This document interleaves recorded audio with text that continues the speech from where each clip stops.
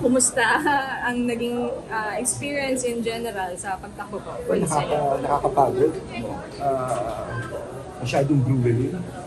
90 days of siguro sa isang araw, halos 3 oras, kumisan 4 na oras lang tulog mo. Kaliwat kanan, marami ka iniisip, marami ka pupuntahan, marami ka kakausapin. Kasi ang team namin maliit lang eh.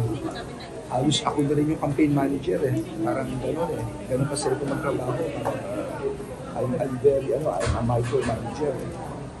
Pero papasalamat ako sa team ko.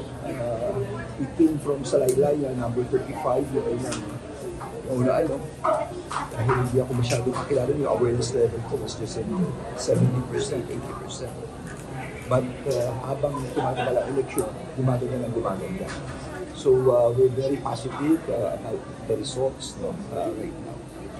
Sir, kung manalo, anong priority bilang senador? Kuryente talaga. Pinaglaban ko yan 20 years ago. I'm against the taxation dito sa kuryente. I-tax mo na lahat, huwag lang ang kuryente. Kasi once i-tax mo yan, tataas. Asahan niyo po, kung manalo ko ngayon, yan ang unang-unang ko pa-file. Yung patong-patong na tax dyan, at least 3 na tax dyan, generation, distribution, transmission, 12% bawat isa. Kung hindi natin makuha matanggal lahat, matamasa na lang natin. That's the first priority of business.